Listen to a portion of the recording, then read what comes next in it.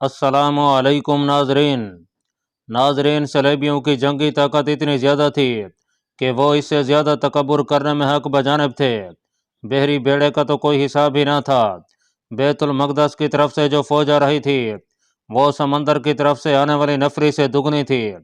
यूरोपीय मौरखों में तादाद के मुतालिक इख्तलाफ पाया जाता है। बाद ने तो इस हमले का सलेबी जंगों में जिक्र ही नहीं किया, जैसे इसकी कोई अहमियत ही नहीं थी। इस हमले में कमोबेश सलेबियों की 6 बादशाहियाँ शामिल थीं। कुछ छोटे छोटे हुक्मरान भी थे जो अपनी फौजें ले आए थे। उनमें खामी यह थी कि उनकी कमान मुतहिदा नहीं थी। ताहम यह लश्कर नूरुद्दीन जंगी और सुल्तान सलाहुद्दीन अयूबी को आसानी से शिकस्त दे सकता था।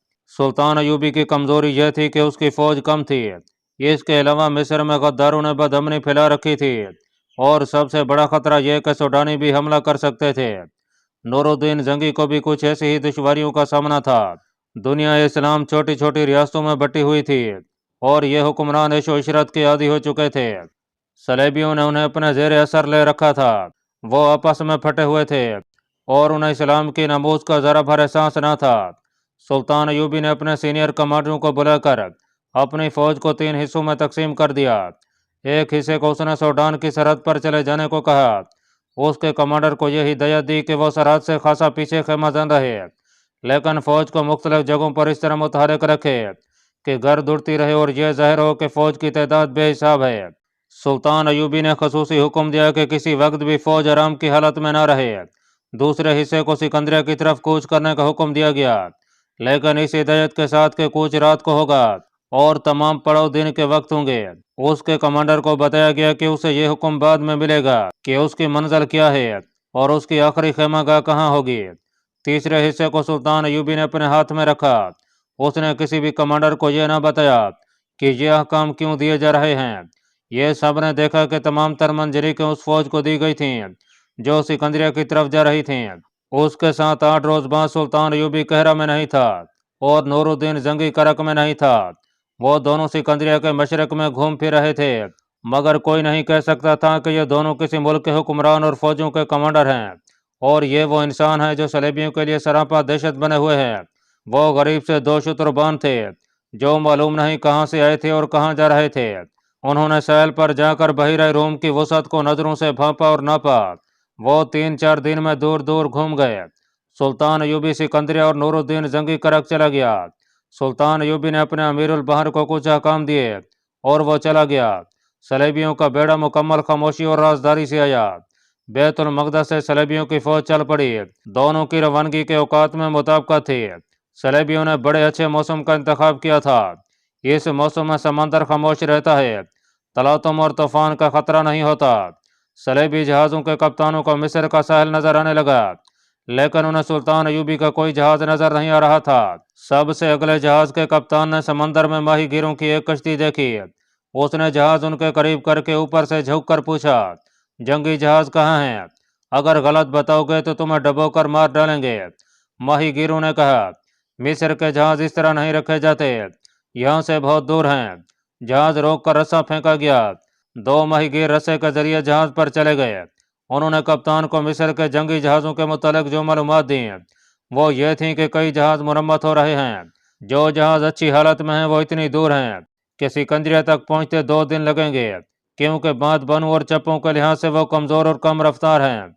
माहीगीर ने जो सबसे ज़्यादा कीमती बात बताई वो ये थी कि चूंकि सुल्तान अयूबी बहरिया की तरफ तवज्जो नहीं देता, इसलिए जंगी मलाइश और इशरत में पड़े रहते हैं। साहिल के साथ जो देहात हैं वहाँ चले जाते हैं, माहीगीरों से मछलियाँ छीन लेते हैं। सलेबी बहरिया के रहनुमा के लिए यह मालूमात खुशखबरी से कम न थी। उसने अपना जहाज रोक लिया और एक कश्ती के जरिए इस बेड़े के कमांडर के जहाज तक गया। उसे उसने ये मालूमात दी जो उसने 2 माहीगीरों से ली थी। उनके लिए मैदान साफ था। कमांडर ने बेड़े को वहीं रोक लिया। वो शाम के बाद अंधेरे में साहिल तक पहुंचना चाहता था। उसे वो जगह बता दी गई थी जहां साहिल के साथ पानी इतना गहरा था कि जहाज रेत में फंसे बगैर साहिल तक आ सकते थे। वहां फौज को आसानी से उतारा जा सकता था। सिकंदरिया की बंदरगाह से एक कश्ती खुले समंदर की तरफ चली गई जो बज़ाहिर माहीगीरों की थी। अभी सूरज गरूब नहीं हुआ था जब यह कश्ती बेड़े तक पहुंच गई। कमोबेश 250 जंगी जहाज समंदर में दूर दूर तक बिखरे हुए थे। माहीगीर अपनी कश्ती को बेड़े के दरमियान ले गए اور پوچھ کر کمانڈر کے جہاز تک پہنچ گئے۔ انہوں نے کمانڈر کو بتایا کہ سکندریہ کے اندر کوئی فوج نہیں ہے، صرف شہری آبادی ہے، اور مصری بیڑے کے جنگی جہاز یہاں سے بہت دور ہیں۔ یہ ماہی گیر مسلمانوں کے جاسوس تھے۔ رات کا پہلا پہر تھا جب اگلی صف کے جنگی جہاز ساحل کی طرف بڑھے اور کسی دشواری کے بغیر ساحل پر لنگر انداز ہو گئے۔ پچھلی صف کے جہاز ان کے قریب عقا میں آئے اور لنگر ڈال دیے۔ تیسری صف بھی قریب آ گئی۔ فوج اتارنے کا انتظام غالباً یہ تھا کہ ہر ایک جہاز کو ساحل پر نہیں آنا تھا، بلکہ تمام جہازوں کو ساتھ ملا کر ان میں سے فوج کو گزر کر اترنا تھا۔ سکندریہ پر خاموشی سے حملہ کرنے کا فیصلہ کیا گیا۔ اطلاع کے مطابق وہاں چونکہ فوج نہیں تھی، اس لیے قبضہ مشکل نہ تھا۔ اگلے جہازوں سے جو فوج اتری اسے سکندریہ میں داخل ہونے کا حکم دے دیا گیا اور سپاہیوں کو بتایا گیا کہ شہر ان کا اپنا ہے، کوئی مزاحمت نہیں ہوگی۔ سپاہی دوڑ پڑے، انہیں شہر کو لوٹنا تھا۔ جو ہی سپاہیوں کا یہ ہجوم شہر کے قریب آیا، شہر کے باہر دائیں اور بائیں سے شعلے اٹھے جن سے رات روشن ہو گئی۔ یہ گھاس، لکڑی اور کپڑوں کے انبار تھے جن پر تیل ڈالا گیا تھا، ان سے روشنی کا کام لینا تھا۔ شہر کی گلیوں میں بھی مشعلیں جل اٹھیں اور مکانوں کی چھتوں سے تیروں کا می برسنے لگا۔ صلیبی پیچھے کو بھاگے تو دائیں اور بائیں سے ان پر تیر برسنے لگے۔ ان کے لیے سنبھلنا مشکل ہو گیا۔ زخمیوں کی چیخو پکار سے رات لرزنے لگی۔ ان صلیبیوں کی تعداد کم و بیش 2000 تھی۔ ان میں سے شاید ہی کوئی زندہ پیچھے گیا ہوگا۔ صلیبی فوج جو ابھی جہازوں میں تھی اسے آگے آنے کا حکم ملا۔ جہازوں میں صلیبیوں کی منجنیقیں آتشی گولے پھینکنے لگیں اور دور مار تیر بھی آنے لگے۔ سب سے پیچھے والے 2-3 جنگی جہازوں میں سے شعلے اٹھے۔ صلیبی کپتانوں نے پیچھے دیکھا۔ یوں معلوم ہوتا تھا جیسے سمندر سے آگے کے گولے اٹھتے ہیں اور ان کے جہازوں میں آ کر گرتے ہیں۔ صلیبیوں نے خوش فہمیوں میں مبتلا ہو کر جہازوں کو ہجوم کی صورت میں اکٹھا کر دیا تھا اور وہ سلطان ایوبی کے پھندے میں آ گئے تھے۔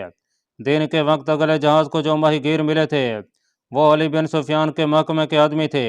یہ قدرتی سی بات تھی کہ سمندر میں ماہی گیر ملے تو صلیبی کپتان نے ان سے معلومات حاصل کی۔ ماہی گیروں نے غلط معلومات دیں۔ انہوں نے صرف یہ بات ٹھیک بتائی تھی کہ مصری بیڑا یہاں سے دور ہے۔ وہ واقعی دور تھا۔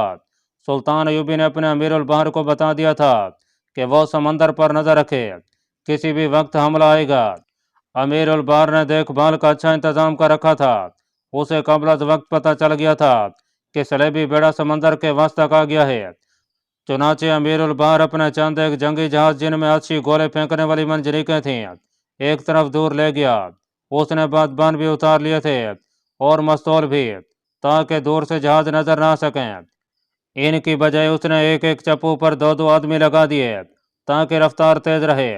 شام کے بعد جب صلیبی بیڑا ساحل کے قریب گیا تو امیر البحر نے مستول بھی چڑھا دیے اور بادبان بھی، اور چپوں کی رفتار بھی تیز رکھی، اور اس طرح وہ صلیبی بیڑے کے حق میں عین اس وقت پہنچ گیا جب صلیبیوں نے اپنے جہاز ایک دوسرے کے ساتھ ملا دیے تھے۔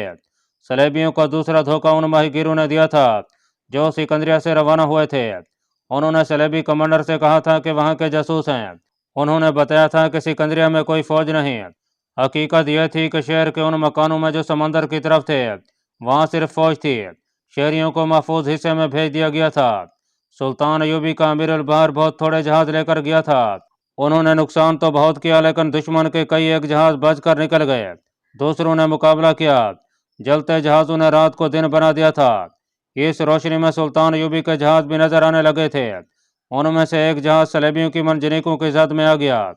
امیر البحر نے اپنے جہازوں کو پیچھے ہٹانا شروع کر دیا کیونکہ دشمن جہازوں کے افراد کی سہولت سے فائدہ اٹھاتے ہوئے گھیرا ڈالنے کی کوشش کر رہا تھا۔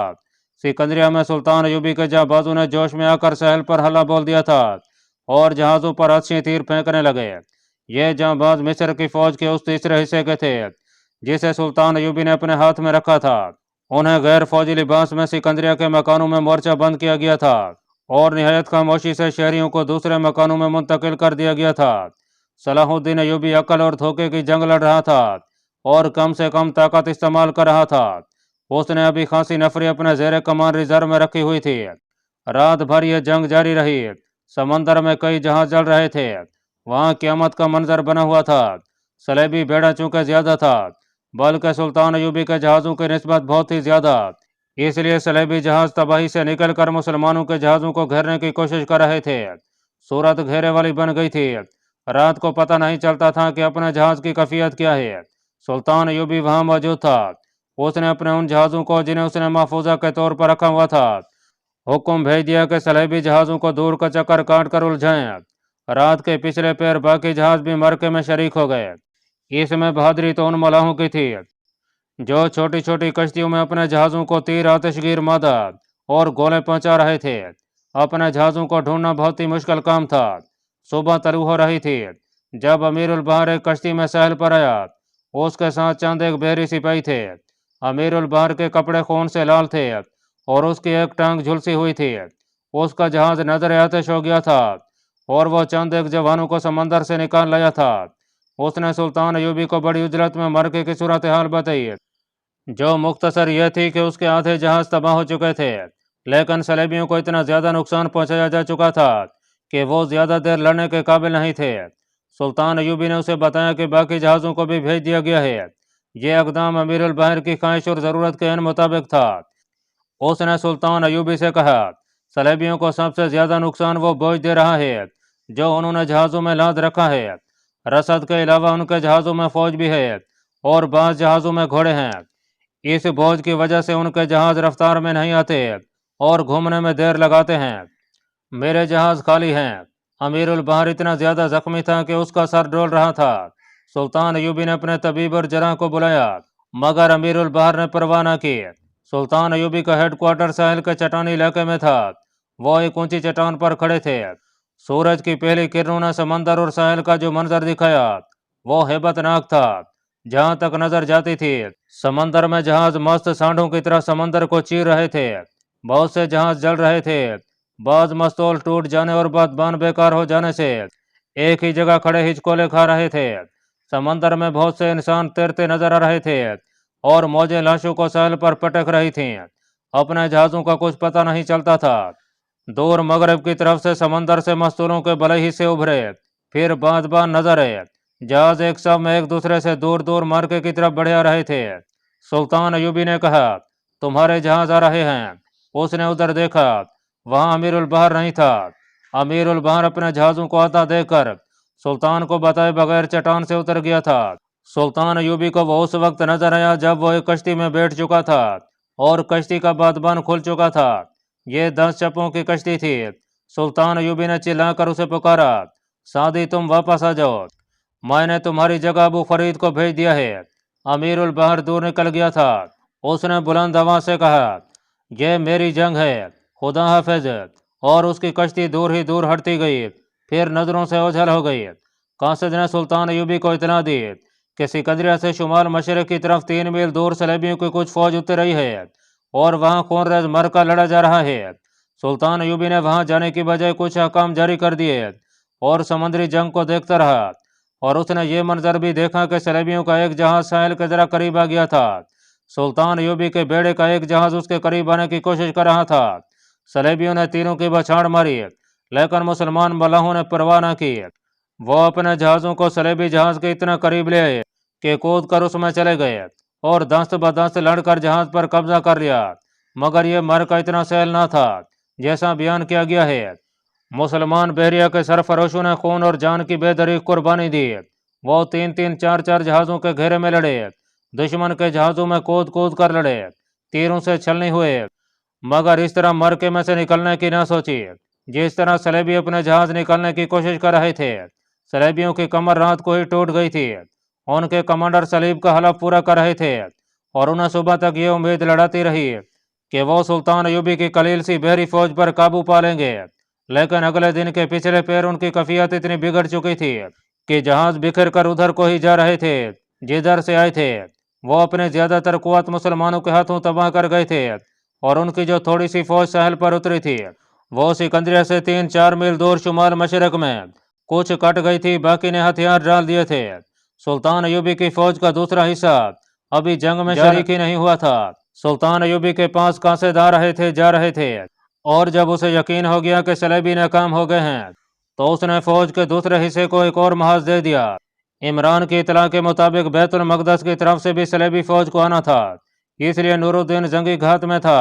ताहम पेशबंदी के तौर पर सुल्तान अयूबी ने दिफा मजबूत कर लिया। तीसरे हिस्से को जो उसने अपने जेरे कमान रिजर्व में रखा था उन सलेबियों को पकड़ने पर लगा दिया। जो समंदर से निकल रहे थे।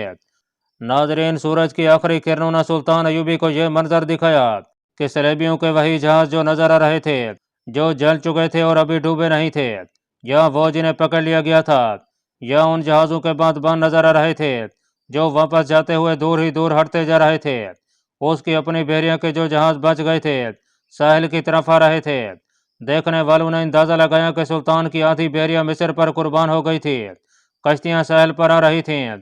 उनमें अपने बहरी सिपाही आते थे जो जख्मी थे या समंदर से निकाले गए थे। उनके जहाज तबाह हो गए थे।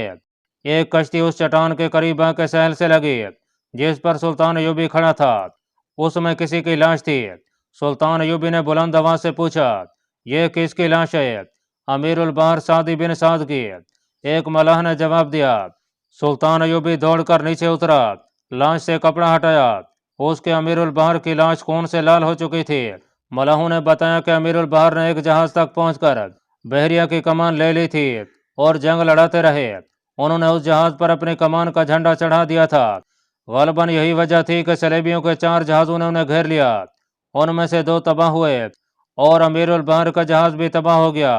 उस वक्त तक मरका खत्म हो चुका था। सुल्तान अयूबी ने अमीरुल बहर की लाश का हाथ चूमा और कहा कि तुम समंदर के फाते हो, मैं कुछ भी नहीं। उसने जहां यह हुक्म दिया कि दुश्मन के जो जहाज पीछे रह गए हैं उनसे सामान निकाला जाए, वहां जज्बाती लहजे में कहा, तमाम कश्तियां समंदर में डाल दो और किसी शहीद की लाश समंदर में ना रहने दो। उन्हें यहीं दफन करना जहां बही रही रोम की हवाएं उनकी कब्रों को ठंडा रखें। बहरी शहीदों की तादाद कम नहीं थी। नाजरीन, बैतुल मकदस से सलेबियों की फौज कूच कर चुकी थी और आधा रास्ता तय कर आई थी।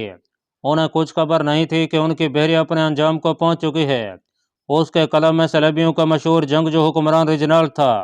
इस फौज के भी 3 हिस्से थे, एक आगे था, दूसरा कुछ दूर पीछे दरमियान में, और तीसरा बहुत दाएं को हट कर आ रहा था। उसकी मुतहिदा कमान रिजनाल्ड के पास थी और उसे यह तवक्को थी कि वह सुल्तान अयूबी को बेखबरी में जा लेगा। तस्वरों में उसे कहरा नजर आ रहा था। घोड़ा गाड़ियों के काफिले रसद भी साथ ला रहे थे। सिकंदरिया से बहुत दूर शुमाल मशरक में एक वसी खिता रेत और मट्टी के टीलों और नशेबो फराज का हुआ करता था। 8 सदियों ने उस कुत्ते को अब वैसा नहीं रहने दिया। उसके करीब बाकी इलाका सहरा था और उस सहरा में पानी भी था। रिजनाल्ड ने एक पड़ाव वहां किया। उसकी फौज का अगला हिस्सा आगे निकल गया था, दाएं वाला हिस्सा दूर था। आधी रात का वक्त होगा। रिजनाल्ड के कैम में क़यामत बपा हो गई। उसके कुछ भी पल्ले ना पड़ा कि यह क़यामत आसमान से टूटी है या उसकी अपनी फौज ने बगावत कर दी है। उसके वहमो गुमान में भी न था कि वो नूरुद्दीन जंगी की घात में आ गया है। जंगी ने कई दिनों से अपनी फौज को टीलों और नशेबो फराज के इस इलाके में ला के बिठा रखा था। उसने यह सोचा था कि यहाँ पानी करीब है, इसलिए सलेबी यहाँ पड़ाव करेंगे। सलेबी फौज का अगला हिस्सा आगे निकल गया तो जंगी के कमांडरों को मायूसी हुई। उन्हें यह हुक्म दिया गया था कि रात को पड़ाव पर हमला करना है। वहां पड़ाव न हुआ। बहुत देर बाद उन्हें दूर से गर्द के बादल नजर आए तो वो समझे कि आंधी आ रही है। सहराई आंधी बड़ी खौफनाक हुआ करती है, लेकिन ये आंधी नहीं, सलेबी फौज का दरमियानी हिस्सा था जो उसी जगह आकर रुक गया जहां नूरुद्दीन जंगी को तवक्को थी। सलेबियों ने खेमे न लगाए क्योंकि उन्हें सुबह कूच करना था। जानवरों को अलग बांध दिया गया और फिर सूरज डूब गया। आधी रात को जंगी के दस्ते जो घात में थे बह रहे। ये सब सवार थे। उन्होंने पहले तो अंधेरे में तीरों का मी बरसाया और जब सोए हुए सलेबियों में भगदड़ मची तो सवारों ने घोड़े सर पर दौड़ा दिए। वो अंधाधुंध बर्छियां और तलवारें चलाते गए और आगे निकल गए। सलेबी संभलने न पाए थे कि सवारों ने फिर हल्ला बोल दिया। सलेबियों के बंधे हुए घोड़ों की रस्सियां खोल दी गईं। ये सब भाग उठे। रिजनाल्ड वहां से भाग गया और दाएं हिस्से वाली फौज में जा पहुंचा। यह हिस्सा कहीं दूर पड़ाव किए हुए था। नूरुद्दीन जंगी उसी तरफ था। इस सारी फौज की रसद पीछे आ रही थी। जंगी ने उसके लिए अलग दस्ते मुकर्रर कर रखे थे। उन्होंने सुबह तक रसद पर कब्जा कर लिया। दाएं वाला हिस्सा रात को होशियार हो गया था। रिजनाल्ड उसे अपने हिस्से की तरफ लाने लगा क्योंकि वो इसी जगह को मैदान जंग समझता था। सुबह के धुंधलक्के में ये फौज चल पड़ी। नूरुद्दीन जंगी ने अकब से उसके पहलू पर हमला कर दिया। इसके बाद इस फौज को मालूम ही न हो सका कि उस पर किस तरफ से हमले हो रहे हैं। सुल्तान अयूबी की तरह जंगी भी जमकर नहीं लड़ता था। छोटे छोटे दस्तों से हमले करा के सलेबियों को बिखेरता जा रहा था। उसने रात को सुल्तान अयूबी की तरफ कासिद भेज दिया था। उन दोनों ने स्कीम पहले ही बना रखी थी। زنگی کا ہر عمل اور اقدام اور دشمن کا رد عمل ان کی سکیم کے مطابق تھا۔ ریجنالٹ نے اپنی فوج کے اگلے حصے کو پیچھے آنے کا پیغام بھیجا۔ 4 روز ریجنالٹ اور زنگی میں لامحدود وسعت میں مر کے ہوتے رہے۔ زنگی نے صلیبیوں کو بکھیر لیا تھا اور ضرب لگاؤ اور بھاگو کے حصول پر لڑ رہا تھا۔ صلیبیوں کی فوج کا آگے والا حصہ واپس ہوا تو رات کو اس کے عقب پر حملہ ہوا۔ یہ سلطان ایوبی کے چھاپا مار تھے۔ انہوں نے 2-3 شب خون مارے اور غائب ہو گئے۔ پھر یہ سلسلہ چلتا رہا۔ صلیبی آمنے سامنے کی جنگ لڑنے کی کوشش کر رہے تھے لیکن سلطان ایوبی انہیں کامیاب نہیں ہونے دے رہا تھا۔ یہ طریقہ آسان نہیں تھا۔ چھاپا مار اگر 100 کی تعداد میں جاتے تھے تو بمشکل 60 واپس آتے تھے۔ اس کے لیے خصوصی مہارت، دلیری اور تیزی کی ضرورت تھی جو سلطان ایوبی نے اپنے چھاپا مار دستوں میں پیدا کر رکھی تھی۔ اللہ پاک کمی بیشی معاف فرمائے۔ اللہ آپ کا حامی و ناصر ہو، آمین۔